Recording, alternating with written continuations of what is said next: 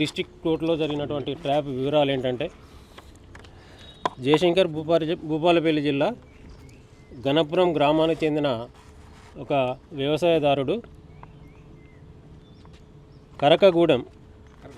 కరకపల్లి గ్రామ శివారులో ఇతనికి సుమారు 14 ఎకరాల 2 గుంటల వ్యవసాయ భూమి కలదు. ఇట్టి భూమిపై ఆ పక్కనున్న వ్యక్తి 1984లో సివిల్ దావా నమోదు చేయడం జరిగింది.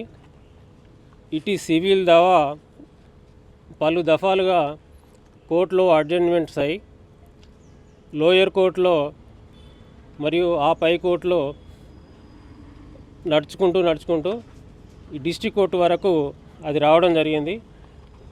గత సంవత్సరం సెప్టెంబర్ మాసంలో జిల్లా ప్రిన్సిపల్ జడ్జి గారు ఈ ఫిర్యాదుదారునికి అనుకూలంగా తీర్పు రావడం జరిగింది. ఆ తీర్పు కాపీ కొరకు ఫిబ్రవరి 10వ తారీఖు నాడు కావలసిన చలానా కట్టి కాపీ సెక్షన్లో అప్రోచ్ అయితే అతను సర్టిఫైడ్ కాపీ ఇవ్వడానికి 20,000 రూపాయలు ఇస్తేనే నేను కాపీ ఇస్తా అని చెప్పాడు. సో అంత ఇచ్చుకోలేను అని చెప్పి మళ్ళీ అతను రిటర్న్ పోయి తేదీ 13వ తారీఖు నాడు మళ్ళీ వచ్చి, సార్ నేను అన్ని డబ్బులు ఇచ్చుకోలేను, ఏమైనా తక్కువ చేయండి అని అంటే 5,000 ఇవ్వమని అక్కడ డిసైడ్ అయింది. సో ఆయనకు ఇష్టం లేకున్నా 2-3 డేస్లో ఇస్తా అని చెప్పి, ఆయనకు డబ్బులు ఇచ్చి పని చేసుకోవడం ఇష్టం లేదు కాబట్టి మా ఆఫీస్కి వచ్చి శ్రీ చరణ్ స్టెనో అతని మీద ఫిర్యాదు ఇవ్వడం జరిగింది. ఏసీబీ ట్రాప్ ప్రకారంగా మా పై అధికారుల అనుమతితో ఈరోజు అట్టి 5,000 రూపాయలు తీసుకొని వచ్చి చరణ్కి దగ్గరికి వచ్చి సర్టిఫైడ్ కాపీల గురించి అడగగా, ఆ సర్టిఫైడ్ సెక్షన్లో ఉన్నటువంటి రజిత, సునీత వాళ్ళని అప్రోచ్ అయ్యి వాళ్ళకు డబ్బులు ఇచ్చి వాళ్ళ దగ్గర కాపీ తీసుకోమని సూచించడం జరిగింది. ఆ చరణ్ సూచనల మేరకు కాపీ సెక్షన్లోకి పోయి మొదట రజితకు డబ్బులు ఇవ్వగా ఆమె సర్టిఫైడ్ కాపీ అందజేసింది.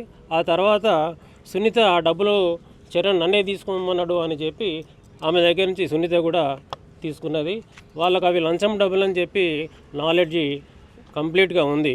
కాబట్టి ఆ చరణ్ని, తర్వాత రజిత, సునీత ముగ్గురిని కూడా మేము అదుపులోకి తీసుకోవడం జరిగింది.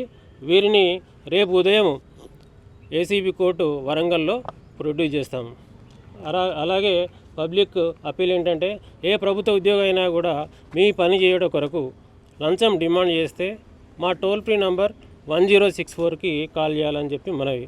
ఈరోజు ఈ ట్రాప్లో మా వరంగల్ ఇన్స్పెక్టర్స్ ఎల్ రాజు, ఎస్ రాజు మరియు ప్రభాకర్ సిబ్బంది పాల్గొన్నారు. అడ్వకేట్ ద్వారానే కోర్టులో, లోయర్ కోర్టులో ఫస్ట్ ఆర్గ్యుమెంట్స్ అయినాయి, తర్వాత జడ్జిమెంట్లు అయినాయి. పలు దఫాలుగా ఈయన ఓడిపోవడము, ప్రత్యర్థి వాళ్ళు గెలవడము, వాళ్ళ వైపు తీర్పు రావడము, వీళ్ళ వైపు తీర్పు రావడము గత 1985 నుంచి ఇది నడుస్తూనే ఉంది. లాస్ట్కి ప్రిన్సిపల్ జడ్జి గారి కోర్టు వరకు వచ్చింది.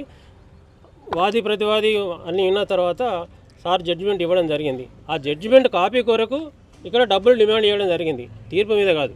అసలైన తొలి వెలుగు. ఫాలో వాట్సాప్ @తొలి వెలుగు official.